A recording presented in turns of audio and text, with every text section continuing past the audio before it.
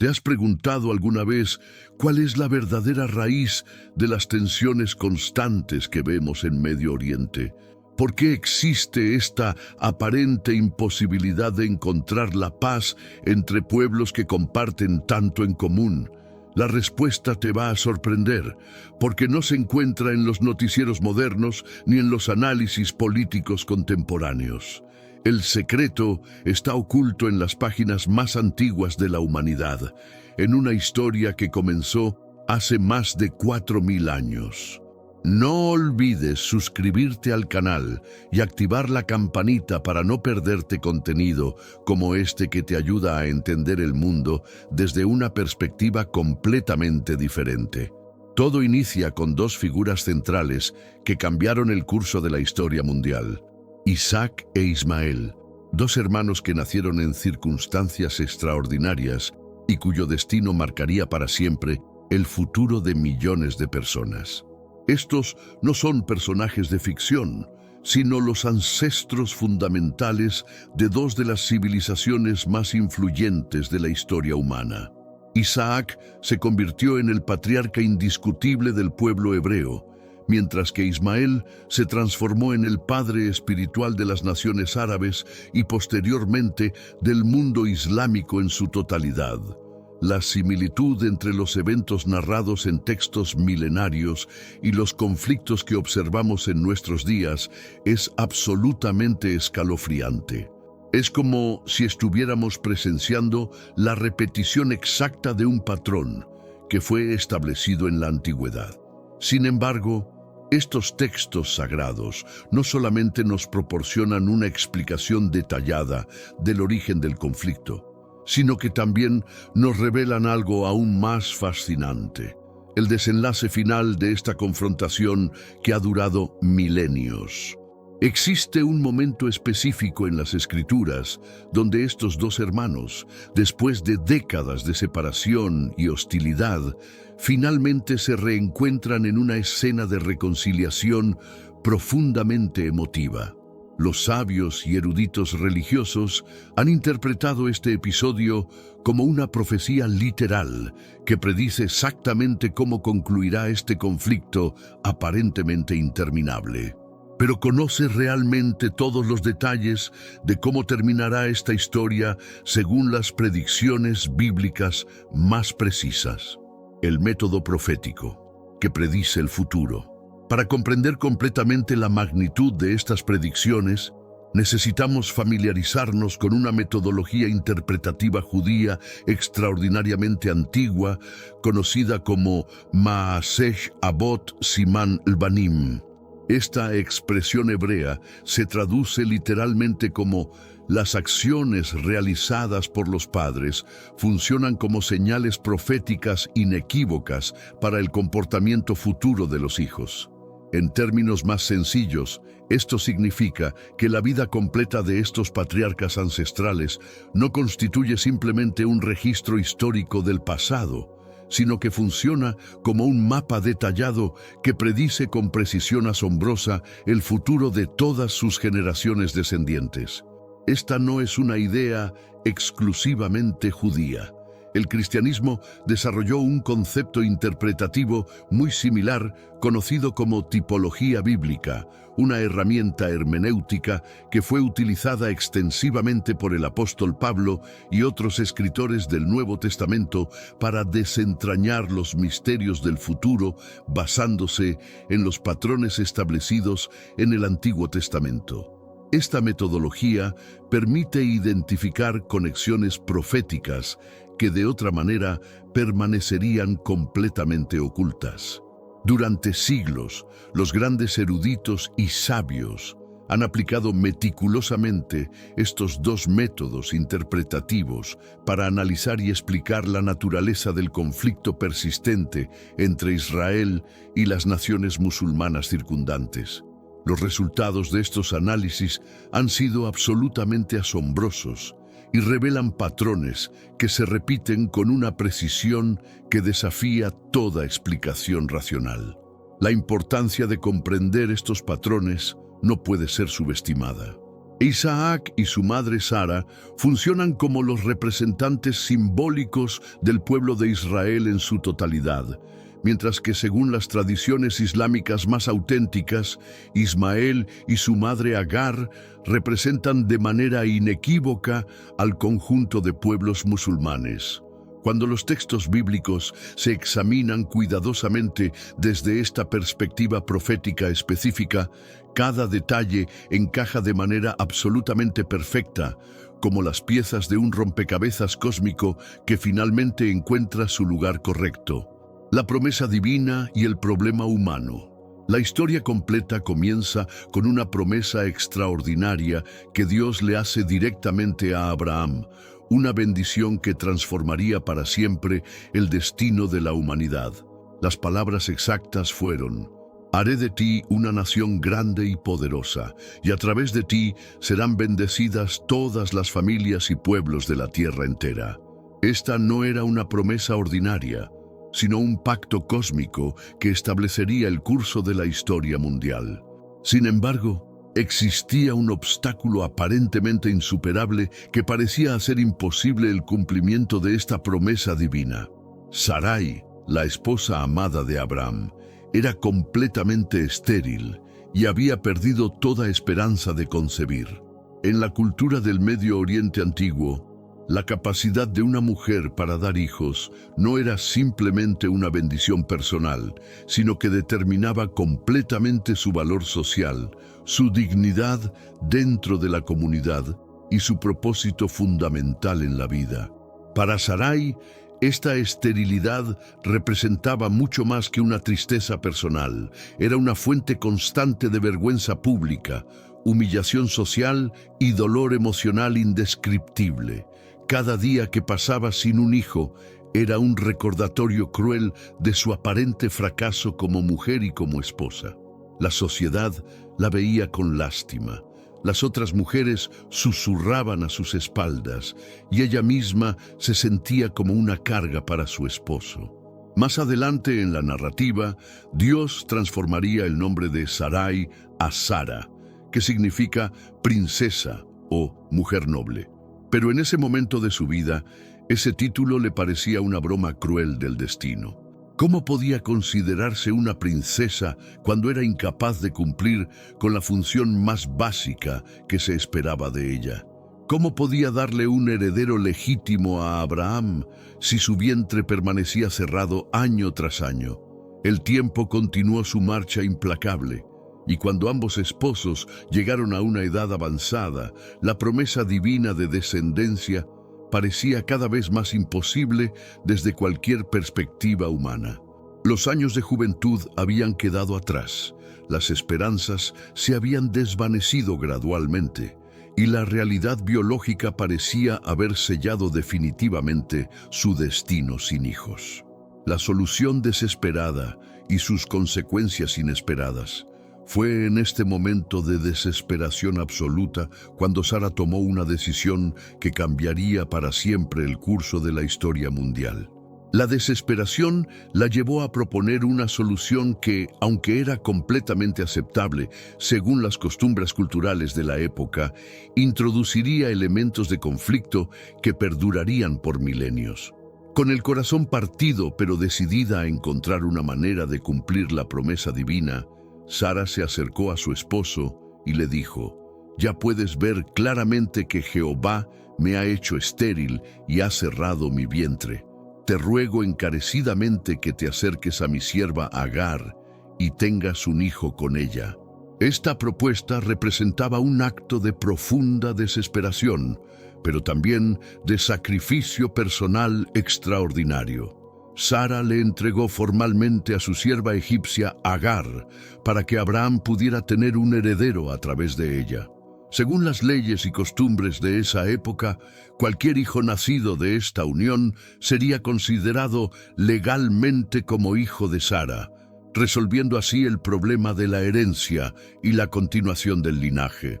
Sin embargo, esta solución aparentemente práctica introdujo inmediatamente un problema emocional y social completamente inesperado.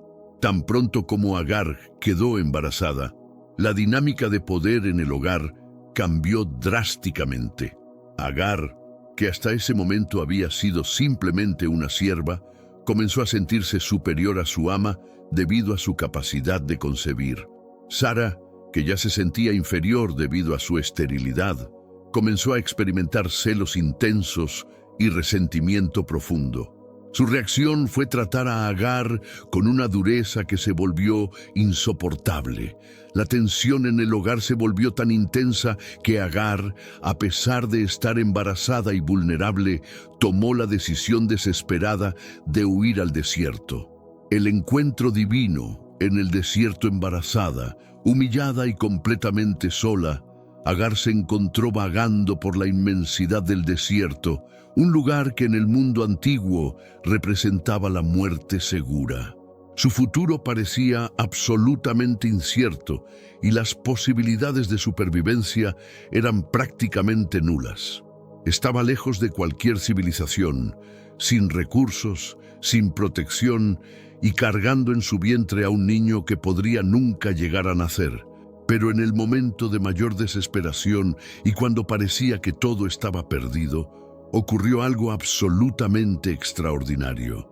En lugar de encontrar la muerte que parecía inevitable, Agar experimentó un encuentro divino que cambiaría no solo su destino personal, sino el curso de la historia mundial. Un ángel del Señor se le apareció junto a un manantial de agua cristalina en medio del desierto. Este no fue un sueño ni una visión, sino un encuentro real y tangible con lo divino. El ángel le habló directamente, comenzando con una orden específica, acompañada de una promesa extraordinaria que la dejaría completamente asombrada. «Regresa inmediatamente a tu señora Sara y sométete a su autoridad», le dijo el ángel. «Pero no temas, porque multiplicaré tu descendencia de tal manera que serán tan numerosos que no podrán ser contados. Tus hijos llenarán la tierra y se convertirán en una gran multitud de naciones». Luego, el ángel le reveló algo aún más significativo, el nombre que debía darle a su hijo. «Lo llamarás Ismael», le explicó, que significa «Dios escucha», porque el Señor ha escuchado atentamente tu aflicción y sufrimiento y ha decidido responder a tu clamor silencioso. La profecía que explica los tiempos modernos. Pero entonces el ángel pronunció una profecía que resulta absolutamente escalofriante cuando la comparamos con los eventos contemporáneos. Esta predicción específica sobre el carácter de Ismael no solo describiría su personalidad individual, sino que marcaría de manera indeleble a todos sus descendientes a lo largo de la historia. «Él será como un asno salvaje entre los hombres», declaró el ángel con autoridad profética. «Su mano estará levantada contra todos los demás, y la mano de todos estará levantada contra él. Vivirá en un estado de hostilidad constante hacia todos sus hermanos y parientes». Cuando reflexionamos cuidadosamente sobre esta frase antigua, resulta absolutamente sorprendente cómo describe con precisión milimétrica los titulares de noticias que vemos todos los días en nuestros medios de comunicación. Esta predicción milenaria parece haber sido escrita ayer mismo, considerando los conflictos actuales en Medio Oriente. Es crucial entender que esta descripción no debe interpretarse como un insulto o una maldición. Todo lo contrario, Ismael había sido específicamente bendecido por Dios mismo, y esta profecía describe características que, aunque complejas, también incluyen elementos extremadamente positivos. ¿Qué significa exactamente ser como un asno salvaje? En el mundo antiguo del Medio Oriente, el asno salvaje no era considerado un animal despreciable, sino todo lo contrario. Representaba el símbolo máximo de una libertad absolutamente indomable, un espíritu ferozmente independiente que no se somete a ninguna autoridad externa y que vaga libremente por territorios vastos sin reconocer fronteras impuestas por otros. Esta profecía describía con precisión a un pueblo que estaría destinado a sobrevivir contra todas las probabilidades imaginables, a mantener su identidad y cultura a pesar de las adversidades más extremas, pero también a vivir en un estado de conflicto casi constante con el mundo que los rodea. La precisión de esta predicción se vuelve aún más asombrosa cuando consideramos que describe no solo los conflictos externos, sino también las divisiones internas que han caracterizado la historia del mundo islámico a lo largo de los siglos. El nacimiento de Ismael y los años de esperanza Agar obedeció la instrucción divina y regresó al campamento de Abraham, donde dio a luz a su hijo. Abraham, lleno de alegría y alivio, lo llamó Ismael exactamente como el ángel había ordenado. Este niño se convertiría eventualmente en el patriarca indiscutible del pueblo árabe, del cual posteriormente surgiría una de las religiones más influyentes del mundo, el Islam. Por fin, después de tantos años de espera angustiosa, Abraham tenía en sus brazos la evidencia tangible de que la promesa de Dios era absolutamente real y se estaba cumpliendo. Podemos imaginar fácilmente el alivio profundo y la alegría indescriptible del patriarca al sostener a este hijo que representaba la continuación de su linaje y el cumplimiento de las promesas divinas.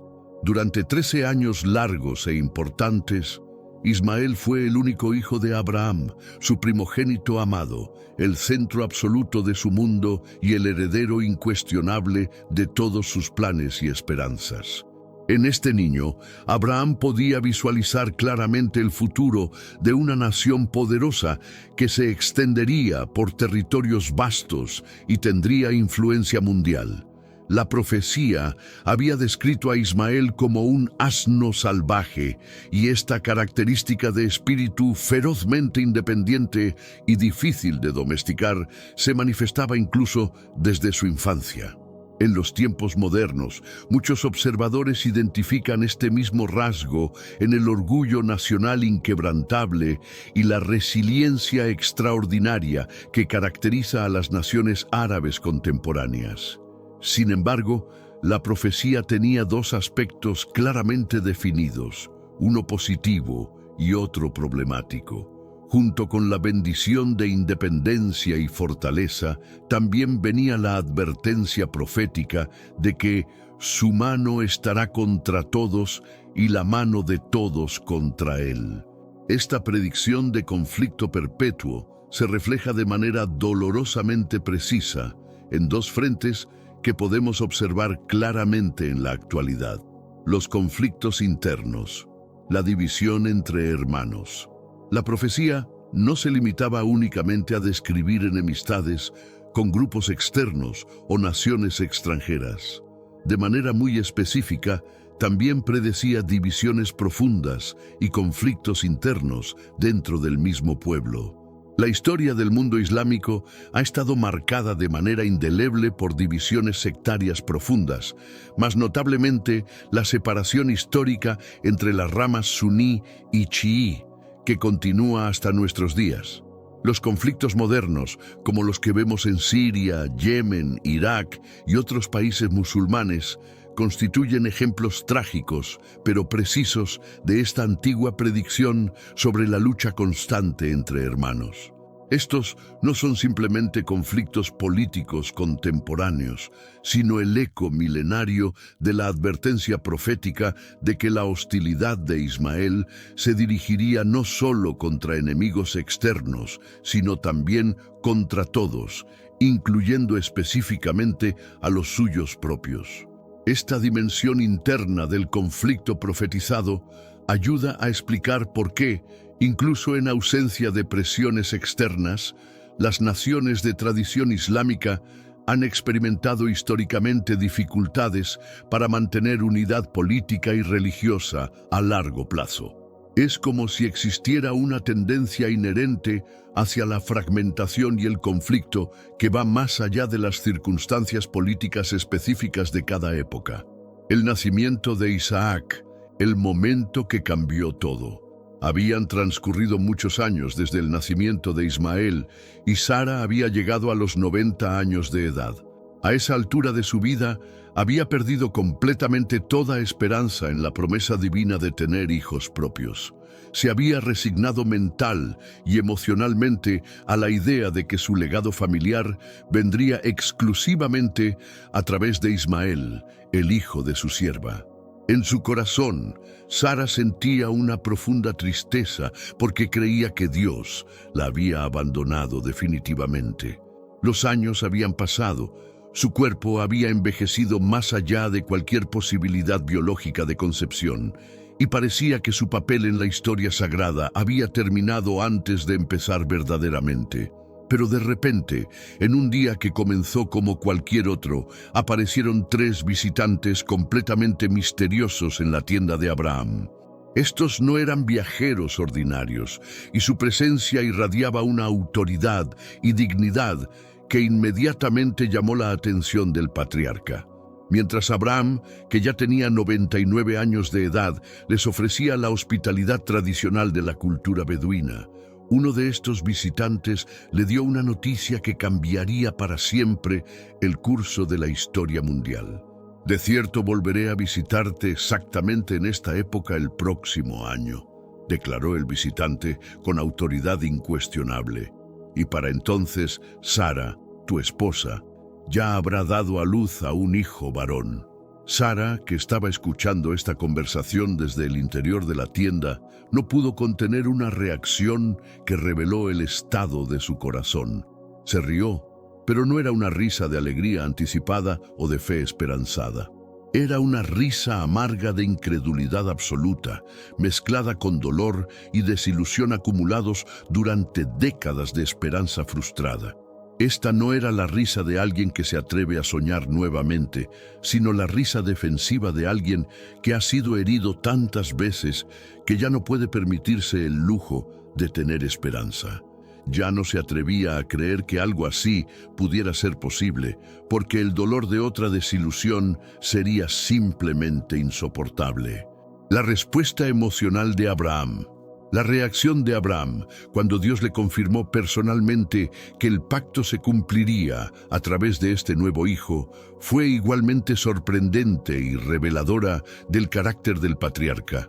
En lugar de explotar inmediatamente en celebración y alegría, su primer pensamiento fue para Ismael, el hijo que ya amaba profundamente y que había sido el centro de su mundo durante 13 años completos. En vez de celebrar sin reservas esta noticia extraordinaria, Abraham le suplicó a Dios con una angustia palpable en su voz: «Ojalá que Ismael pueda vivir y prosperar delante de ti». Esta fue la reacción instintiva de un padre con el corazón completamente partido, que amaba incondicionalmente a su primer hijo y que ya podía anticipar el conflicto doloroso que se avecinaba en el horizonte. Abraham no era simplemente un patriarca religioso abstracto, era un padre humano que se enfrentaba a la posibilidad de tener que elegir entre sus hijos. Su súplica reveló el dilema emocional más profundo que puede enfrentar cualquier padre: la situación imposible de tener que favorecer a un hijo sobre otro. A pesar de todas las complicaciones emocionales y familiares, Dios cumplió su palabra de manera literal y exacta. Sara efectivamente concibió en su vejez avanzada y dio a luz a un hijo completamente sano. Abraham lo llamó Isaac, que en hebreo significa literalmente «Él reirá» o «risa». Este nombre serviría como un recordatorio perpetuo de la risa de incredulidad de sus padres, pero también de la manera en que Dios puede transformar la incredulidad humana en alegría divina. La tensión creciente y el conflicto inevitable. Por un tiempo relativamente breve, hubo una atmósfera de alegría y celebración en el campamento de Abraham. El milagro del nacimiento de Isaac había traído esperanza renovada y confirmación tangible de que las promesas divinas eran absolutamente confiables. Sin embargo, esta luna de miel emocional no duraría mucho tiempo, porque la tensión entre los dos niños y sus respectivas madres comenzó a crecer de manera inevitable. El conflicto que cambiaría todo estalló durante la gran fiesta que Abraham organizó para celebrar el destete de Isaac, un evento que en esa cultura marcaba una transición importante en la vida del niño. Fue durante esta celebración familiar que Sara observó algo que la llenó de una ira que ya no pudo contener. Vio a Ismael burlándose abiertamente de su hermano pequeño Isaac, pero esta no era simplemente una broma infantil inocente entre hermanos. Había un elemento de desafío y hostilidad que Sara interpretó inmediatamente como una amenaza directa al futuro de su hijo. Aquí encontramos un detalle lingüístico extraordinariamente importante que revela la profundidad del conflicto. La palabra hebrea específica que se utiliza para describir la acción de Ismael, metzahek, es la misma raíz etimológica del nombre Isaac, Yitzchak. Ismael no estaba simplemente jugando con su hermano menor, estaba desafiando de manera deliberada y simbólica el lugar de Isaac como heredero legítimo. Era como si Ismael estuviera declarando públicamente: yo soy el primogénito legítimo, el verdadero heredero de las promesas. Este niño no tiene derecho a ocupar mi lugar. Para Sara, esto representó una línea roja absoluta que no podía tolerar bajo ninguna circunstancia. Su reacción fue inmediata, definitiva e irreversible. Le exigió a Abraham, con una autoridad que no admitía discusión: expulsa inmediatamente a esta sierva y a su hijo, porque el hijo de esta sierva no puede ni debe heredar junto con mi hijo Isaac. El dolor de Abraham y la decisión divina. La Biblia nos dice que esta exigencia de Sara fue muy dolorosa para Abraham por causa de su hijo. Esta descripción aparentemente simple esconde una angustia emocional que es difícil de imaginar completamente. Su corazón estaba literalmente destrozado entre el amor por ambos hijos y la imposibilidad de satisfacer las necesidades de ambos simultáneamente. Abraham se encontraba en la posición más difícil que puede enfrentar cualquier padre: tener que elegir entre los hijos que ama. Ismael había sido su compañía durante 13 años, había sido el centro de sus esperanzas y el objeto de su cariño paternal. La idea de enviarlo al desierto, donde las posibilidades de supervivencia eran mínimas, era absolutamente desgarradora. Sin embargo, Dios intervino directamente en esta crisis familiar y le dijo a Abraham que obedeciera la demanda de Sara, por dolorosa que fuera, pero al mismo tiempo le dio una promesa específica que aliviaría parcialmente su angustia paterna. No te aflijas por el muchacho ni por tu sierva.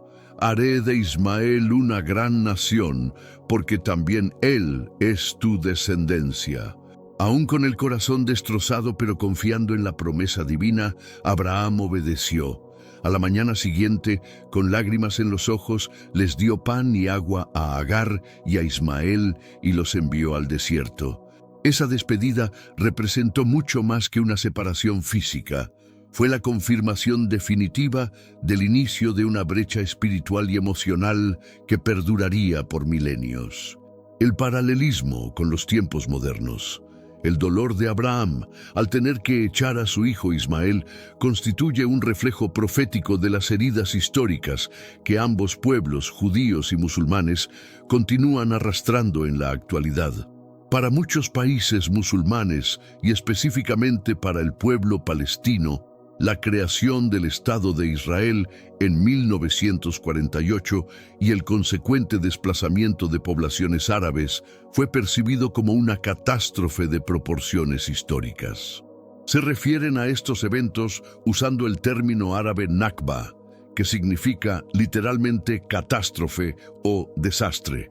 Esta Nakba moderna es interpretada por muchos como la versión contemporánea de la expulsión ancestral de Agar e Ismael al desierto hace miles de años. El patrón se repite con una precisión que resulta escalofriante. Dios mismo le había prometido específicamente a Abraham que bendeciría a Ismael después de escuchar la devoción sincera y el amor paternal que el patriarca sentía por él.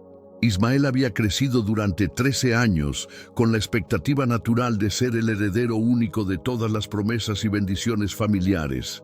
De repente nace un bebé y literalmente de un día para otro todo su futuro se borra completamente.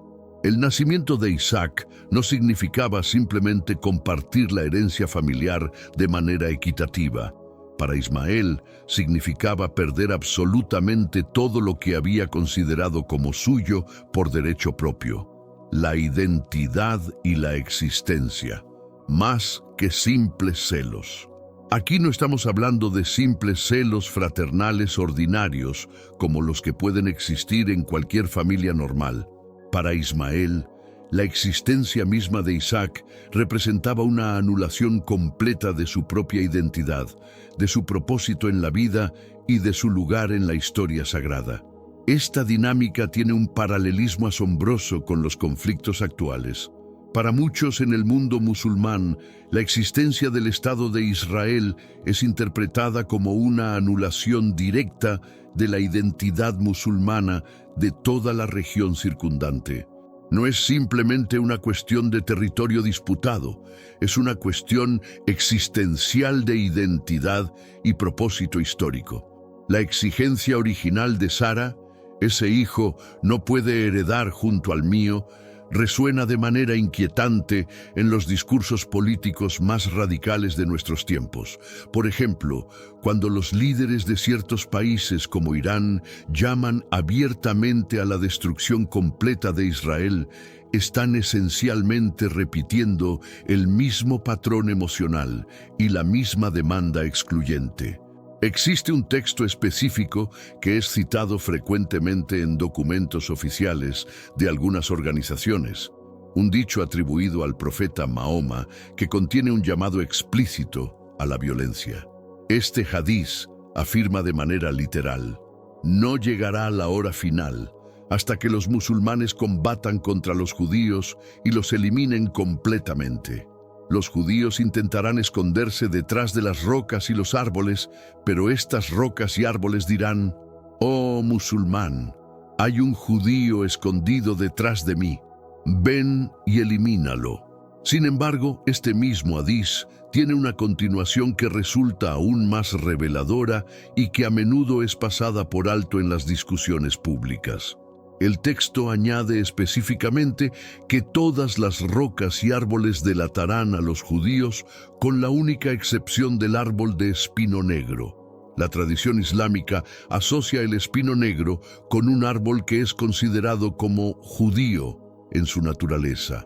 Hace algunos años, un imán prominente en territorio palestino, durante un evento público ampliamente documentado, citó este mismo hadiz de manera completa. Luego hizo una afirmación que reveló la profundidad de estas creencias. Según él, los judíos conocen perfectamente esta profecía específica y por esa misma razón están plantando deliberadamente miles de árboles de espino negro en sus asentamientos para asegurar que tengan lugares donde esconderse cuando llegue el momento profetizado. Las bendiciones diferentes, pacto versus grandeza. A pesar de la separación dolorosa entre Isaac e Ismael, y a pesar del conflicto aparentemente irreconciliable entre los pueblos que representan, Dios tenía un plan específico y detallado para ambos hermanos. Sin embargo, es crucial entender que los planes divinos para cada uno eran fundamentalmente diferentes en su naturaleza y propósito. Para comprender completamente por qué la bendición prometida a Ismael era diferente de la bendición otorgada a Isaac, primero necesitamos entender el concepto más importante de toda esta narrativa: el pacto especial con Dios. Y el elemento más crucial para entender es que únicamente Isaac recibió este pacto espiritual. Un pacto bíblico es mucho más que una simple promesa ordinaria o un acuerdo temporal. Es un contrato sagrado e inquebrantable, una relación especial y eternamente vinculante entre Dios y un pueblo específico. A través de este pacto único, Dios prometió a Abraham una relación exclusiva con él y declaró que a través de esta línea particular, toda su descendencia sería bendecida de manera especial. Pero surge la pregunta inevitable: ¿por qué Isaac y no Ismael, quien era técnicamente el primogénito y quien había estado en la familia durante 13 años antes del nacimiento de Isaac? La respuesta involucra una elección divina soberana que trasciende la comprensión humana ordinaria, y Dios fue extraordinariamente explícito sobre esta decisión. Las palabras exactas de Dios fueron: «Ciertamente Sara, tu esposa, te dará a luz un hijo varón, y tú llamarás su nombre Isaac. Yo confirmaré mi pacto específicamente con él, como un pacto perpetuo y eterno para sus descendientes después de él». Más tarde, Dios reafirmó esta decisión con aún mayor claridad: «Porque únicamente en Isaac te será llamada descendencia legítima». La lógica divina versus la lógica humana. Esta decisión divina establece una de las ideas más centrales y revolucionarias en toda la Biblia. La elección divina no se basa en el mérito humano, el orden de nacimiento o las expectativas culturales normales. Ismael nació como resultado del plan humano y el esfuerzo natural de Sara y Abraham, quienes intentaron cumplir la promesa divina a través de sus propios métodos y recursos. Isaac, en contraste dramático, nació exclusivamente de un milagro sobrenatural, de la intervención directa y poderosa de Dios en dos cuerpos que ya eran ancianos y biológicamente estériles. No había posibilidad natural de que Sara pudiera concebir a los 90 años de edad.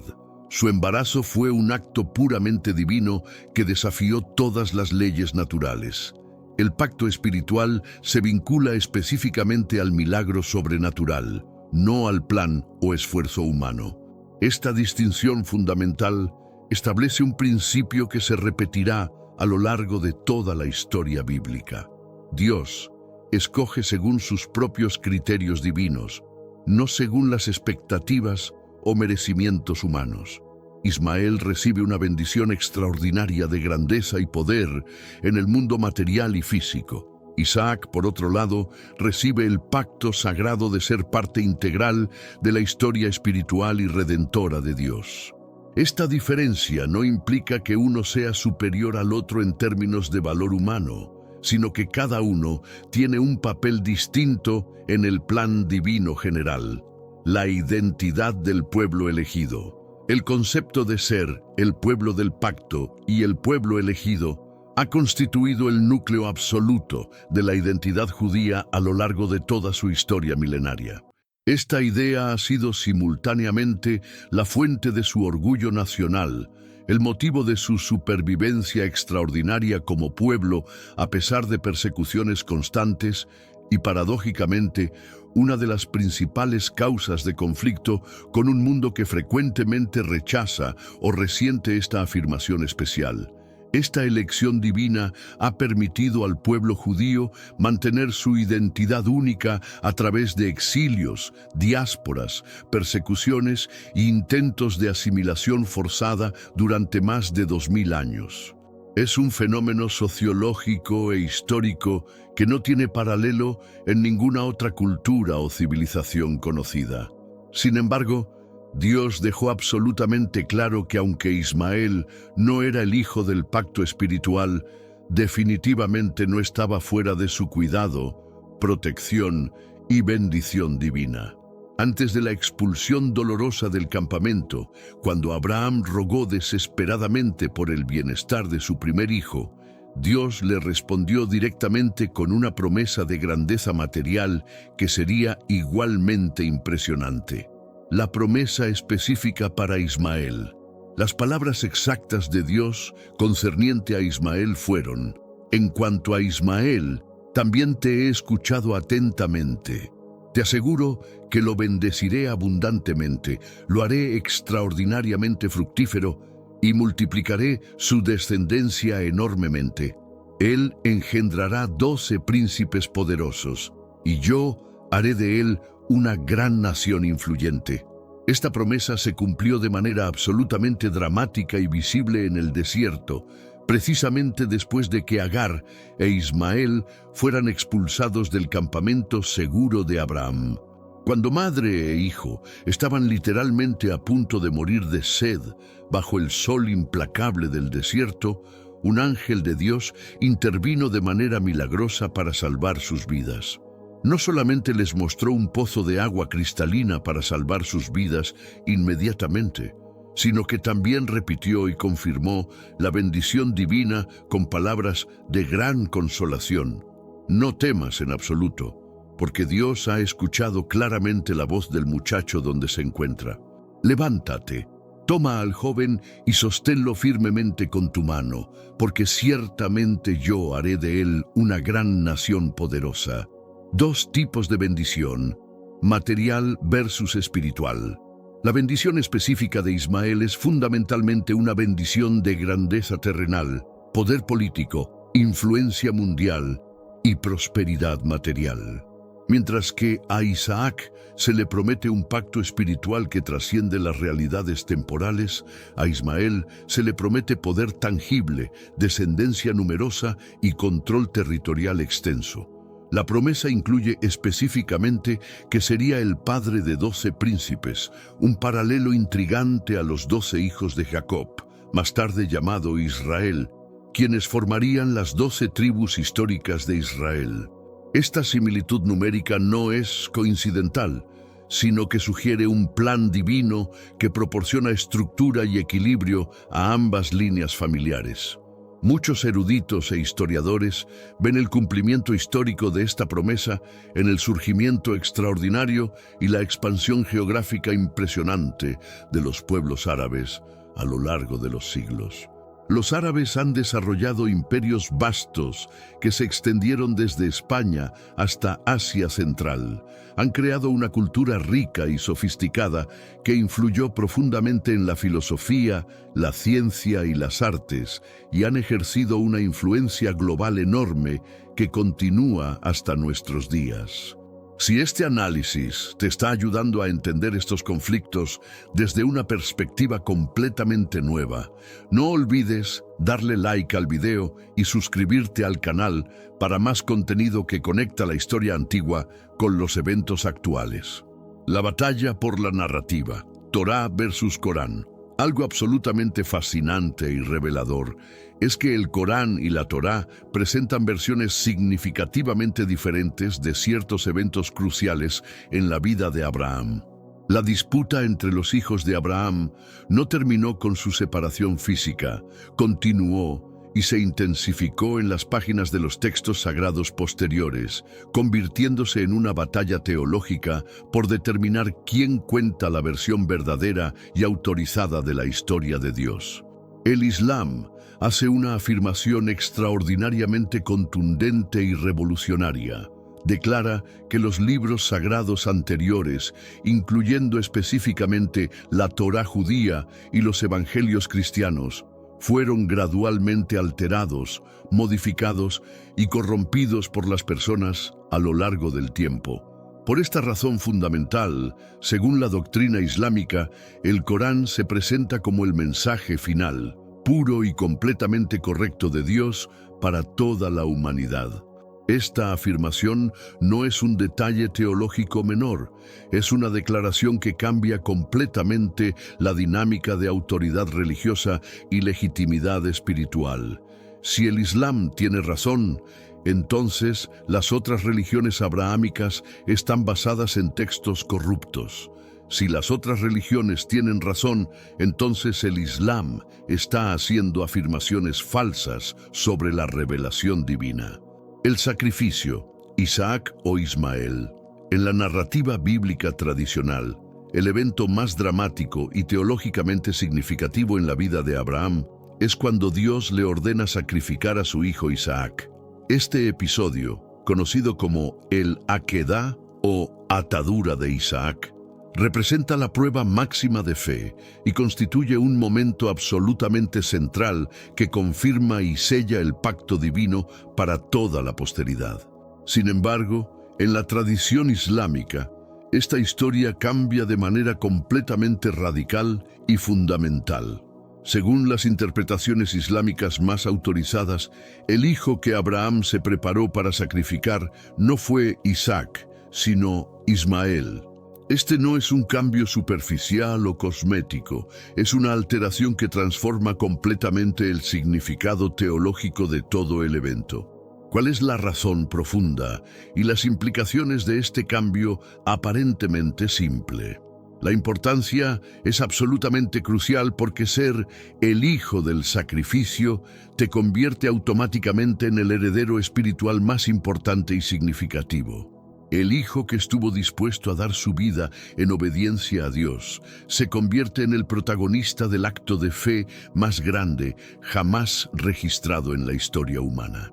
Al colocar a Ismael en este papel central y definitivo, el Islam efectivamente lo convierte en el heredero principal del legado espiritual de Abraham.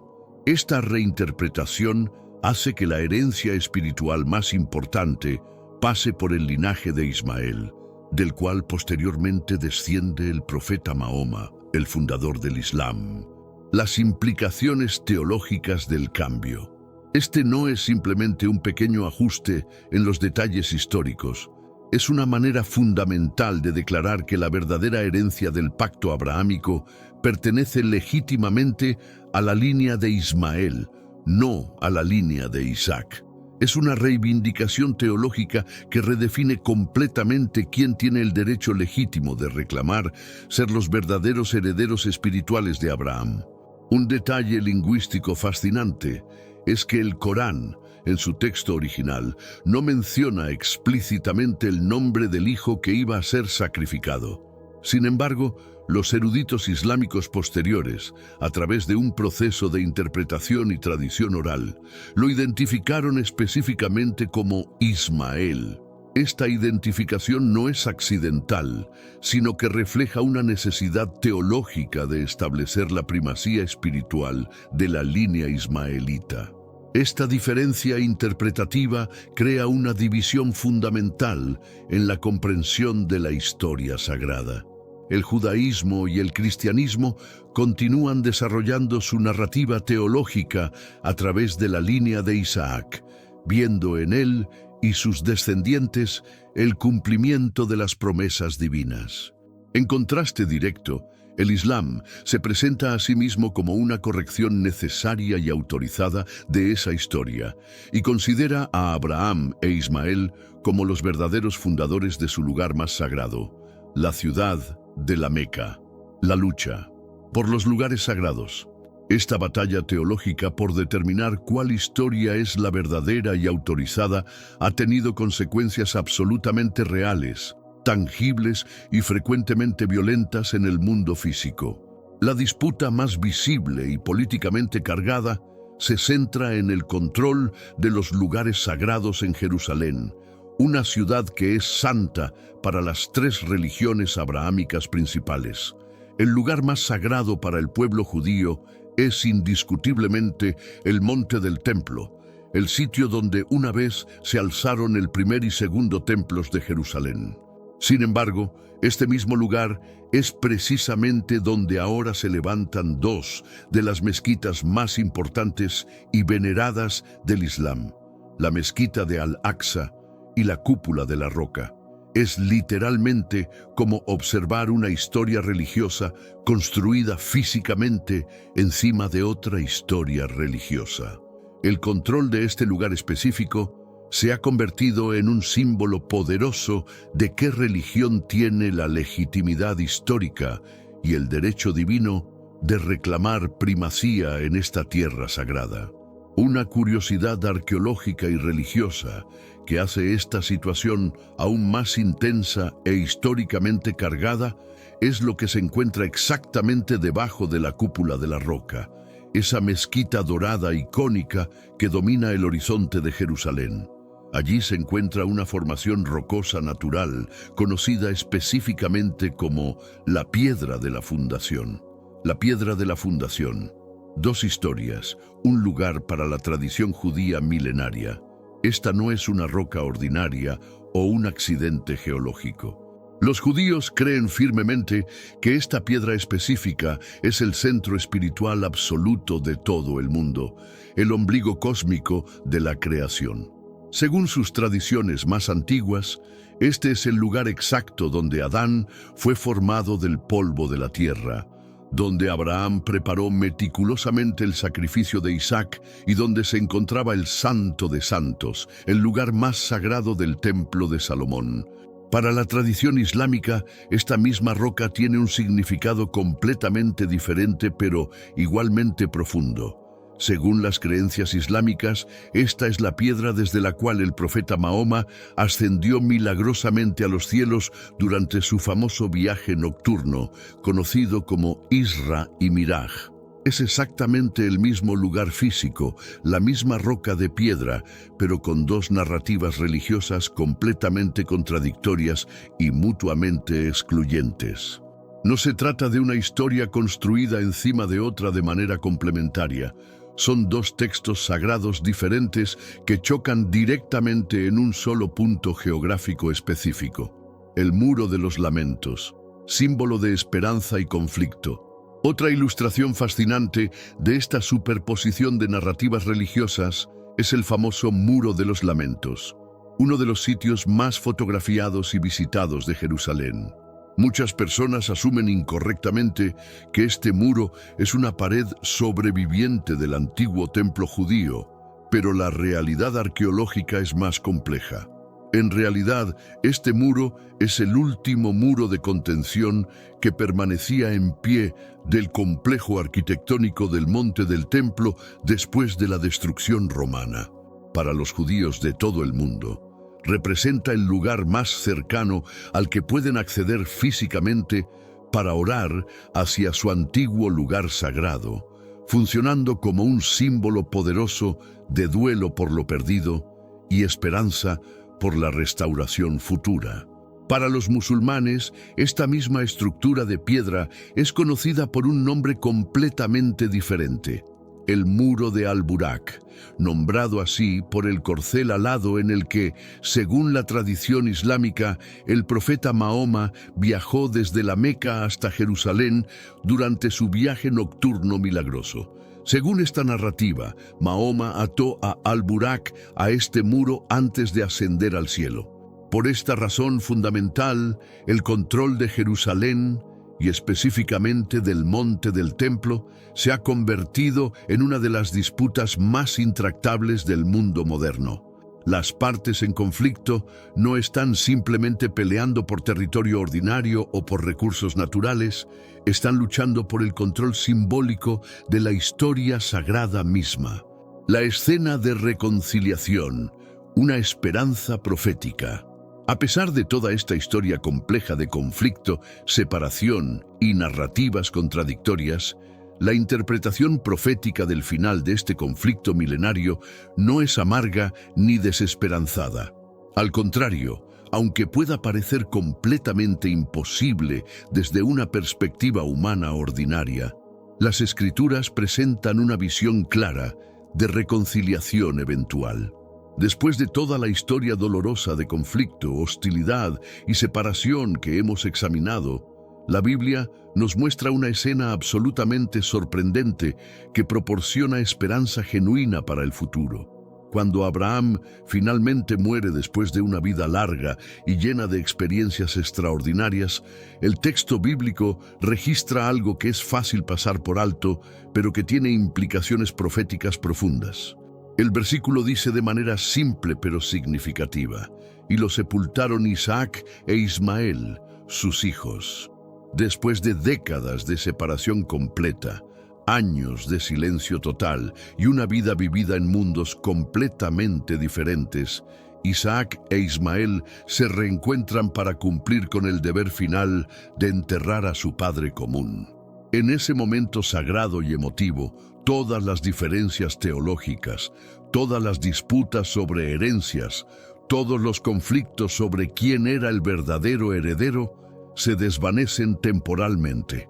En ese instante, son simplemente dos hijos adultos que lloran la pérdida de su padre y que se unen en su dolor compartido.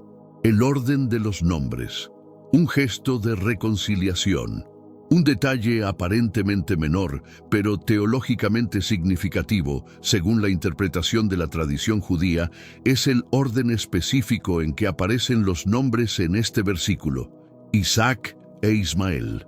Que Ismael, quien era el hermano mayor por nacimiento y quien tenía el derecho cultural de primogenitura, permitiera que Isaac, el heredero del pacto, fuera nombrado primero, es interpretado como un gesto extraordinario de aceptación, humildad y reconciliación genuina.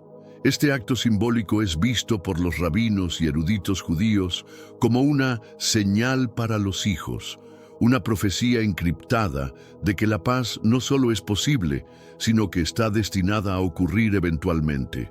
La tradición judía interpreta este episodio como una indicación divina de que en el futuro los descendientes de Ismael podrán reconciliarse completamente con los descendientes de Isaac. El funeral de Abraham demuestra de manera inequívoca que a pesar de todas las complicaciones históricas y teológicas, Dios nunca abandonó completamente a Ismael. Ambos hermanos siguen siendo legítimamente hijos de Abraham. Ambos tienen un lugar en la historia sagrada y ambos participan en el legado del gran patriarca. Los acuerdos de Abraham, ecos modernos de reconciliación antigua. Esta esperanza de reconciliación se basa en el hecho fundamental de que Dios efectivamente bendijo a ambos hermanos, aunque de maneras diferentes. Aunque el pacto espiritual específico fue establecido con Isaac y su descendencia, la promesa de hacer de Ismael una gran nación nunca fue revocada o cancelada. En los tiempos actuales, aunque todavía estamos significativamente lejos de una resolución completa del conflicto del Medio Oriente, han ocurrido algunos eventos que han sido interpretados por observadores religiosos y políticos como el posible inicio del entendimiento mutuo entre judíos y musulmanes que fue profetizado en las Escrituras. En medio de todas las noticias constantes sobre guerras, tensiones con Irán, ataques terroristas y hostilidades aparentemente interminables, ha ocurrido algo que muchos consideraron completamente impensable hasta hace pocos años. Un eco directo y tangible de ese entierro unificado de Isaac e Ismael que registra la Biblia. En los últimos años, varias naciones árabes importantes, incluyendo los Emiratos Árabes Unidos, Bahrein, Sudán y Marruecos, tomaron una decisión que sorprendió al mundo entero. Decidieron hacer algo completamente diferente a la política tradicional de hostilidad hacia Israel que había caracterizado las relaciones árabes-israelíes durante más de 70 años. Estas naciones firmaron acuerdos formales de paz y normalización completa de relaciones diplomáticas, económicas y culturales con Israel. Lo más curioso, revelador y proféticamente significativo es el nombre específico que eligieron para estos tratados históricos: los Acuerdos de Abraham. El reconocimiento del Padre común. Por primera vez en décadas de diplomacia moderna en el Medio Oriente, las negociaciones no se centraron exclusivamente en el conflicto, las disputas territoriales o las quejas históricas. En lugar de eso, estos acuerdos invocaron deliberada y prominentemente al Padre común de judíos y musulmanes, reconociendo públicamente que a pesar de todas las diferencias teológicas, políticas y culturales, el origen ancestral es exactamente el mismo. Este fue un reconocimiento público sin precedentes de que más allá de las interpretaciones diferentes sobre quién heredó qué promesas, todos los pueblos involucrados en este conflicto descienden del mismo patriarca y comparten una historia familiar común que es más profunda que sus diferencias. La elección del nombre Acuerdos de Abraham no fue accidental o superficial. Fue una declaración simbólica poderosa de que la reconciliación es posible cuando las partes en conflicto regresan a reconocer su origen compartido y su parentesco fundamental. Los místicos. Encuentro en la búsqueda de Dios. Otro ejemplo menos conocido pero igualmente significativo de reconciliación práctica entre judíos y musulmanes se encuentra en las ramas más profundas y místicas de ambas tradiciones religiosas. Los cabalistas judíos y los sufíes musulmanes a lo largo de la historia han encontrado frecuentemente un entendimiento mutuo y han desarrollado un lenguaje espiritual sorprendentemente similar. Su objetivo principal no era probar que su religión específica era la única correcta o superior a las demás, sino que ambos grupos compartían una meta espiritual idéntica: disolver completamente el ego individual para lograr la unión mística con la divinidad.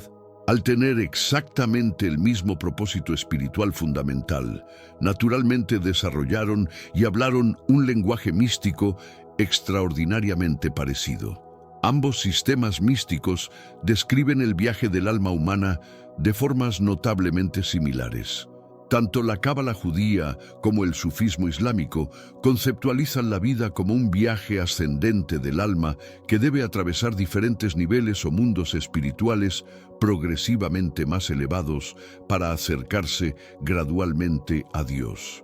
Ambas tradiciones describen consistentemente a Dios como una luz infinita, incomprensible e inaccesible a la mente humana ordinaria, y conceptualizan al ser humano como una chispa diminuta de esa misma luz divina que conserva un anhelo profundo e irresistible de regresar a su origen celestial. El lenguaje universal del amor divino. El lenguaje del amor espiritual es absolutamente central en ambas tradiciones místicas. Tanto cabalistas como sufíes hablan consistentemente de un amor ardiente, consumidor e irresistible por Dios que trasciende y supera cualquier otro sentimiento o attachmento terrenal.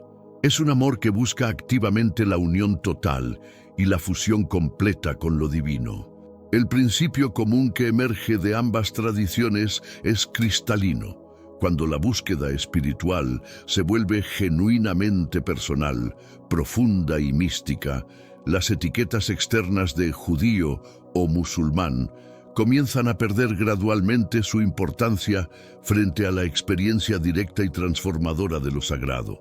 En cierto sentido muy real, ambos grupos de místicos lograron algo que los políticos, diplomáticos y líderes religiosos tradicionales frecuentemente no pueden lograr.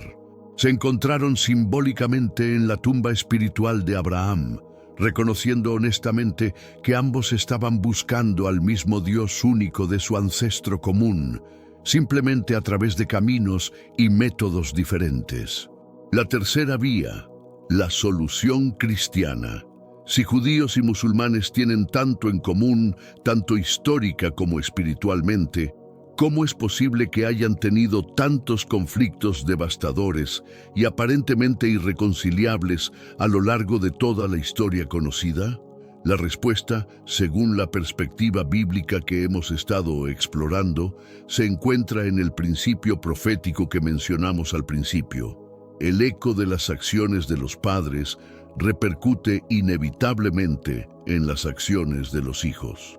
A lo largo de este análisis extenso, hemos identificado y examinado dos caminos claramente definidos en esta historia milenaria: el camino del conflicto aparentemente sin fin y el camino de la reconciliación humana difícil pero posible. Sin embargo, la Biblia presenta una tercera vía completamente diferente, una solución revolucionaria que no depende de la política humana, de la diplomacia internacional o de los esfuerzos de reconciliación meramente humanos. Esta tercera opción involucra una intervención divina directa y definitiva, la llegada, ministerio, muerte y resurrección de Jesucristo. La fe cristiana presenta a Jesús no como un simple profeta adicional o un maestro moral más, sino como la solución divina y definitiva al problema fundamental de la división, hostilidad y separación humana. ¿Cómo Jesús resuelve el conflicto? ¿De qué manera específica soluciona Jesús este conflicto milenario entre las líneas de Isaac e Ismael? La idea central y revolucionaria del cristianismo es que Jesús no toma partido en la disputa histórica entre Isaac e Ismael. En lugar de favorecer a uno sobre el otro o de declarar que una línea es superior a la otra, Jesús crea una familia completamente nueva donde esas antiguas identidades étnicas y religiosas ya no constituyen la fuente principal de división o conflicto. El apóstol Pablo articula esta idea de manera brillante cuando escribe que Cristo es nuestra paz, quien de ambos pueblos hizo uno solo, derribando la pared intermedia de separación que los dividía. Este muro de separación que menciona Pablo representa toda la hostilidad histórica, religiosa, étnica y cultural que ha mantenido a estos pueblos en conflicto durante milenios. Según la doctrina cristiana, cuando una persona se une genuinamente a Cristo a través de la fe, recibe una nueva identidad espiritual que trasciende y se coloca por encima de su identidad terrenal original.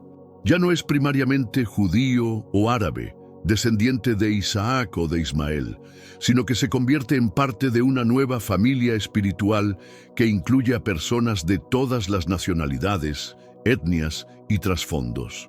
Las dos etapas de la reconciliación cristiana. ¿Cuándo exactamente ocurre esta reconciliación prometida según la perspectiva cristiana? Esta es una pregunta absolutamente crucial para entender la escatología cristiana. Según esta visión teológica, la reconciliación divina tiene dos etapas claramente distinguibles. La primera etapa ocurre en los tiempos actuales y es de naturaleza espiritual e individual. La paz y la unidad genuinas comienzan ahora mismo en el corazón y la vida de las personas individuales que aceptan este camino de reconciliación a través de Cristo.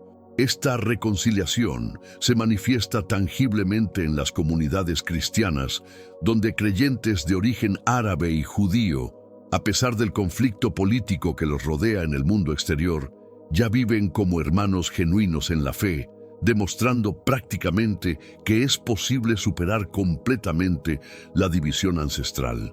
Estas comunidades mixtas funcionan como laboratorios vivientes y ejemplos proféticos de lo que es posible cuando las personas permiten que su nueva identidad en Cristo supere sus identidades étnicas tradicionales. Son comunidades que existen actualmente en varias partes del Medio Oriente y constituyen una demostración poderosa de que la reconciliación no es simplemente un ideal teórico. Sin embargo, la solución completa y final para el conflicto a nivel mundial y político se considera un evento futuro según la escatología cristiana. La Biblia enseña que esta reconciliación se cumplirá totalmente con el regreso físico de Jesucristo a la tierra, un evento conocido teológicamente como la segunda venida o parusía, el reino mesiánico de paz. En ese momento futuro, según las profecías bíblicas, Jesús establecerá una paz definitiva, duradera y universal en toda la tierra.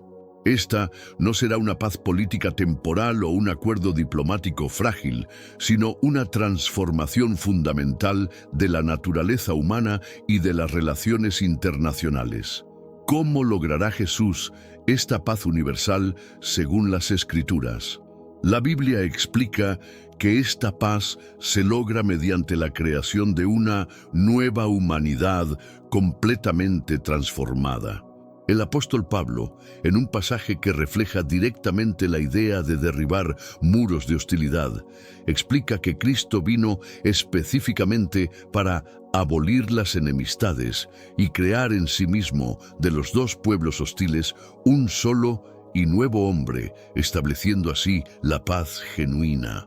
Esta esperanza cristiana se conecta directamente con antiguas profecías mesiánicas que aparecen a lo largo del Antiguo Testamento y que hablan específicamente de un tiempo futuro de paz universal.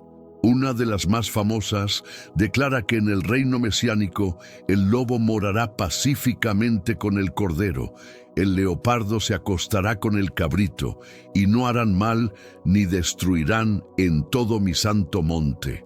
El príncipe de paz. La profecía del príncipe de paz, también del libro de Isaías, es fundamental para entender la solución específica que propone el cristianismo para el conflicto entre judíos y musulmanes. Este título mesiánico significa que la misión principal de Jesús no era la de un rey terrenal que ganaría victorias militares o establecería un imperio político, sino la de traer una paz interior, espiritual y finalmente universal. Las palabras proféticas exactas son: porque un niño nos ha nacido, un hijo se nos ha concedido. La soberanía reposará sobre sus hombros y se le darán estos nombres: Consejero maravilloso, Dios fuerte, Padre eterno, Príncipe de paz. Se extenderán su soberanía y su paz, y no tendrán fin jamás.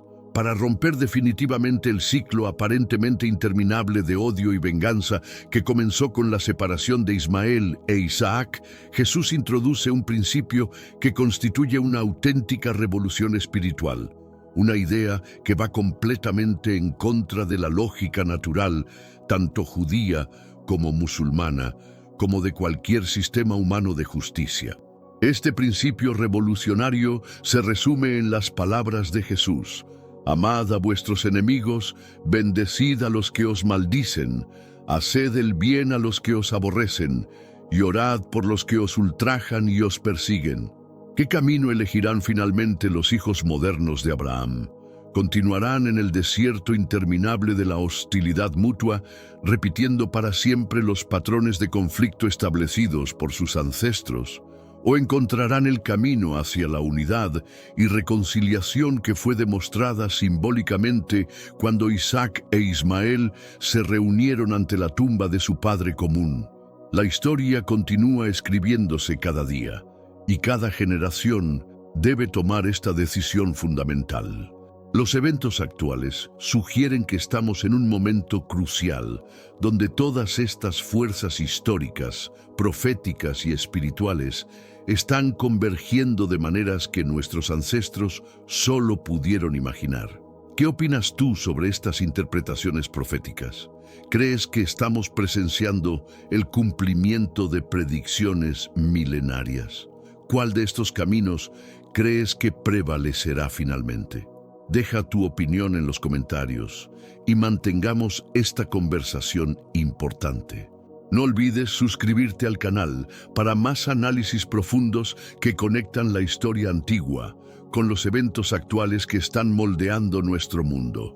Si estos pasajes y análisis proféticos te han interesado y han expandido tu comprensión, prepárate, porque lo que acabas de descubrir es solamente el inicio de una exploración mucho más profunda. El Islam también presenta una narrativa detallada sobre la vida de Jesús, pero de una forma completamente diferente y en muchos aspectos contradictoria con el cristianismo tradicional. Las diferencias entre estas dos presentaciones de Jesús son absolutamente impactantes y revelan aspectos fundamentales sobre cómo cada religión entiende la naturaleza de Dios, la salvación y el destino final de la humanidad. Haz clic en el video que aparece en pantalla para descubrir las diferencias fascinantes entre Jesús representado en el Islam y Jesús presentado en el cristianismo. Entender estas diferencias es absolutamente clave para comprender la visión del mundo de los musulmanes comparada con la de los cristianos, y te ayudará a tener una perspectiva mucho más completa sobre estos temas que están moldeando nuestro mundo actual. Haz clic en pantalla ahora mismo. No te puedes perder esta continuación esencial de la historia que acabamos de explorar.